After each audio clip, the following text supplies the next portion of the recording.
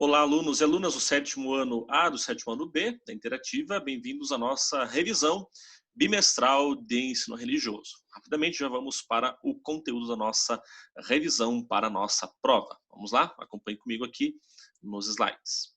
Vejam bem. Opa, peraí que abriu o meu e-mail aqui. Deixa eu fechá-lo. Isso. Vejam só. Nós vamos trabalhar então nesta revisão os conteúdos da nossa prova, que será na semana que vem, tá? A aula de hoje seria uma aula ao vivo, mas nós tivemos aí algumas mudanças de planejamento, e aí estou deixando para vocês a aula gravada, tá? Nós vamos levar os 45 minutos, e aí vocês podem, depois que terminarem de assistir esta aula, se tiverem dúvidas, podem procurar no WhatsApp que respondo todos vocês com o maior prazer, ok? Vamos lá então. Nesse bimestre, o nosso tema foi sobre a liberdade, nosso tema principal, né? Então, óbvio que a nossa prova vai girar em torno deste tema. E aí temos alguns conteúdos bem específicos. Então, sobre liberdade. Primeiro, definição de liberdade. A liberdade para o cristianismo, para o judaísmo, para o espiritismo, no caso também o budismo. Ali eu coloquei hinduísmo, mas não teremos, né? Somente para o cristianismo, judaísmo, espiritismo e budismo. Veremos também a dimensão libertadora das religiões, um pouco sobre intolerância religiosa e, por fim, também sobre o fundamentalismo religioso. Para iniciarmos, o que é a liberdade? Vejam só, essa é uma reflexão que ela vai pautar todo o andamento histórico, toda a reflexão religiosa como um todo no mundo, oriental ou ocidental, se relaciona com a liberdade, né? Porque a liberdade, junto com outros valores fundamentais, como a justiça, a caridade, a honestidade, né? São valores fundamentais para uma sociedade. E a liberdade também entra neste assunto. E as religiões tratam da liberdade, né? Tratam da liberdade porque sempre querem buscar uma liberdade para o ser humano. Então a liberdade é uma característica e um direito fundamental dos seres humanos. Isso aqui não é bem uma definição de liberdade, essa primeira frase. Ela é mais uma consideração sobre a liberdade, né? A liberdade é uma característica e um direito fundamental dos seres humanos. Porque se nós formos comparar com outros animais, o ser humano ele é o único que é capaz de fazer escolhas e, ao mesmo tempo, se responsabilizar por essas escolhas. Aquilo que a gente chama das consequências. O ser humano é capaz, ou pelo menos deveria ser, capaz de aceitar as consequências oriundas de suas escolhas. E aí eu lembro que numa das aulas nós perguntávamos, né, perguntei para vocês assim, pessoal, como que nós podemos definir liberdade, né? E aí vocês me deram as seguintes respostas. Primeiro, ser livre, não se submeter a nada. É a possibilidade de se fazer aquilo de que se gosta sem preocupações. Fazer nossas próprias escolhas. Né? Indica que devemos estar abertos para receber as consequências de nossas escolhas. Então, quando a gente fala de liberdade, 3 palavrinhas estão fundamentalmente ligadas com a liberdade, que é a palavra escolhas. Nossas escolhas sempre estão relacionadas com a liberdade. As escolhas, também a nossa própria responsabilidade para com as escolhas.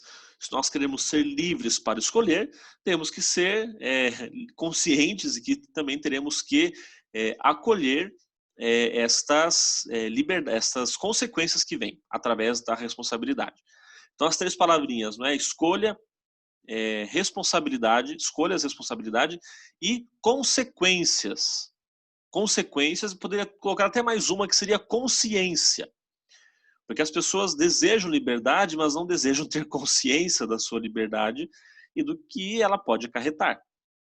A liberdade é boa, ela é excelente, ótima, mas nós temos que ter consciência que devemos aceitar as consequências desta nossa liberdade de escolhas também, ok? Aqui algumas definições para alguns estudiosos, né? Para Garcia Rubio, o ser humano livre é chamado a ser senhor de sua própria vida. Para Bad Griffiths, Somos realmente livres quando nos relacionamos com a realidade eterna. Para Frank Uzarsky, a liberdade por si só não é um valor. Ela está ligada às suas finalidades. Por isso, ser livre supõe ser responsável. Para Jean-Paul Sartre, o ser humano está condenado a ser livre. E para Orígenes, o poder de escolher entre o bem e o mal está ao alcance de todos nós. Gravem bem estas frases, esses autores dessas frases, que pode ser um conteúdo aí da nossa avaliação, tá?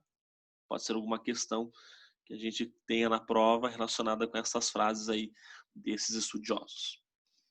Uma outra, passando para o próximo slide aqui. Agora, a liberdade nas religiões, né? Vamos começar com o judaísmo. Então, no judaísmo, a liberdade é vista como inerente ao ser humano. O que é inerente? Né? Inerente a algo que faz parte da pessoa ou da coisa e que é inseparável dela por natureza. Então, para o judaísmo, a liberdade é inseparável do ser humano. A liberdade é inseparável, você não consegue separar a liberdade do ser humano, ok? Então, ela faz parte da própria natureza humana. E isso se dá porque, para o judaísmo, o ser humano é imagem do Criador e recebe dele a liberdade de escolha, isto é, o seu livre-arbítrio. E essa busca pela liberdade é um tema que perpassa toda a história do povo de Israel. No judaísmo, o evento que fundamenta a liberdade é a experiência do êxodo. Lembrando que a palavrinha êxodo significa saída. Então, o êxodo foi a saída do povo de Israel da escravidão do Egito, indo para a terra prometida. A saída, né, do povo da escravidão no Egito para a terra prometida, como está ali. Então, gravem bem isso, galera. No judaísmo, nós tivéssemos que dar uma frase, assim, uma sentença para cada religião. No judaísmo, a liberdade é inerente ao ser humano. No judaísmo, a liberdade é inerente ao ser humano. Faz parte de sua própria natureza. Agora, passando para o cristianismo, para o cristão, liberdade é a possibilidade que o ser humano tem de escolher agir ou não agir, de decidir entre uma coisa e outra, fundamentado na razão e na vontade. A liberdade plena é alcançada quando sua vida está em comunhão com Deus e com o próximo, ou seja, o cristão livre ama a Deus sobre todas as coisas e ao próximo como a si mesmo, de acordo com a proposta de Jesus Cristo. Quanto mais o ser humano praticar o bem e rejeitar o mal, mais ele será livre. Então, no cristianismo, liberdade significa optar sempre por fazer o bem. Ou optar por não fazer nada, desde que esse não fazer nada signifique uma ação do bem. Tá? Então, no cristianismo é dessa maneira. Você escolhe, é aquilo que a gente chama de livre-arbítrio, não é? Você tem essa possibilidade de escolha. Se você quer agir ou não agir, entre decidir entre uma coisa e outra, e aí se fundamentando na razão e na própria vontade. Tá? E lembrando, então, que não há verdadeira liberdade a não ser a serviço do bem e da justiça. Já no Espiritismo, então, no judaísmo, a liberdade é inerente ao ser humano. No cristianismo, a liberdade é escolher entre o bem e o mal. Mas a verdadeira liberdade significa escolher para o bem. No Espiritismo, a liberdade é um instrumento, uma ferramenta, um mecanismo. A liberdade é o instrumento que dá à pessoa o direito de decidir ou agir de acordo com sua vontade. Vocês vão percebendo que, no fundo, a temática, né, o pano de fundo entre essas concepções religiosas é praticamente o mesmo. Né, que existe sempre esta relação de liberdade e a pessoa tem o direito de decidir agir ou não, mas voltado também para a questão da consciência, para a questão das consequências. Só que no Espiritismo não existe uma liberdade absoluta. Ela é relativa à liberdade dos demais. Então é uma liberdade, também nas outras religiões há essa preocupação, mas o Espiritismo destaca com ênfase maior. Você quer ser livre? Tudo bem, você pode ser livre, mas você tem que manifestar esse respeito pela liberdade da outra pessoa. Você tem que manifestar esse respeito pela liberdade das outras pessoas. No Espiritismo, então, o ser humano possui o livre-arbítrio e, por meio dele, o espírito escolhe e determina seu caminho. A liberdade está vinculada à questão da responsabilidade, fundamental para o desenvolvimento e amadurecimento de cada ser humano. No budismo, então, os seres humanos no budismo não estão totalmente livres, pois estão sujeitos a aflições e sofrimentos. Lembrando que a questão do sofrimento, ela é central no budismo, não é? O budismo é a religião que fala muito sobre o sofrimento. Então, para os budistas, o ser humano não é totalmente livre, porque ele está sempre sujeito a aflições e sofrimentos. A liberdade está ligada sempre à prática da generosidade. Quanto mais generoso você for, em questão de se doar, de se entregar, de praticar o bem, a caridade, mais liberdade você alcança. E uma outra tônica, né, comum a todas as religiões, que o budismo também vai destacar, a liberdade deve ser pautada por um senso de responsabilidade. Isso também é fundamental. Então, passamos para o outro tópico, né? A dimensão libertadora das tradições religiosas. Vejam só, as tradições religiosas têm o compromisso e a responsabilidade de transformar o mundo num lugar mais humano e, portanto, melhor para todos.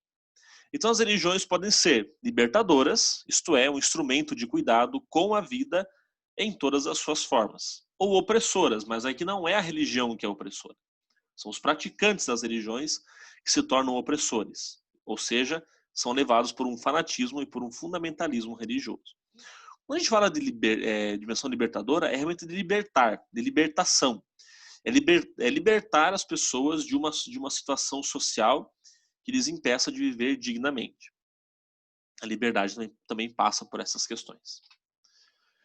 O fundamentalismo religioso é um apego aos fundamentos e a defesa rígida deles, e aí eles desconsideram a existência de diferentes perspectivas e contextos.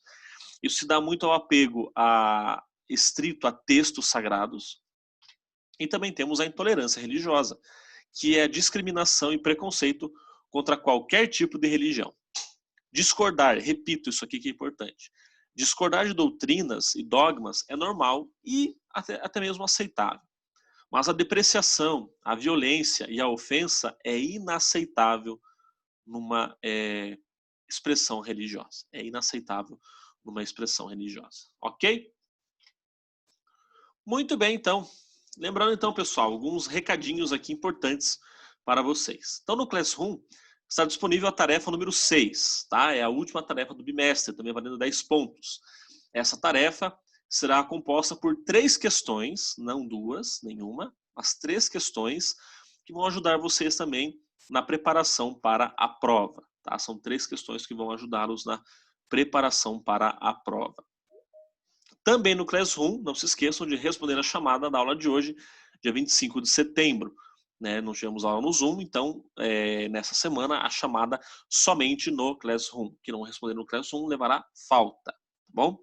Na próxima sexta-feira, então, dia 2 de outubro, nossa avaliação bimestral de ensino religioso.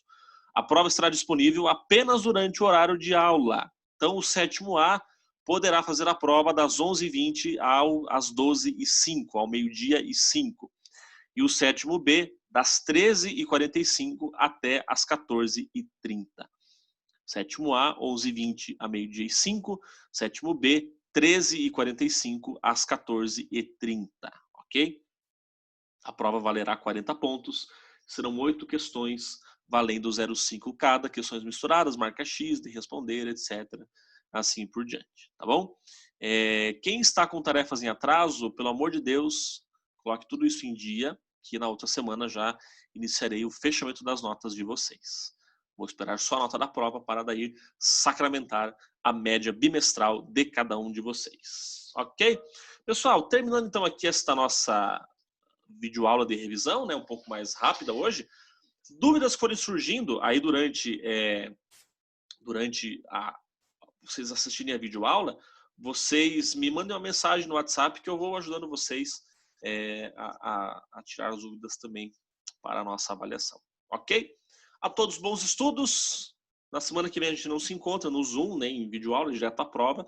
Então a todos uma boa revisão, bons estudos, bom final de semana, uma boa prova já para a semana que vem. E nos encontramos de volta no dia 9 de outubro. Grande abraço a todos, fiquem com Deus e até a próxima.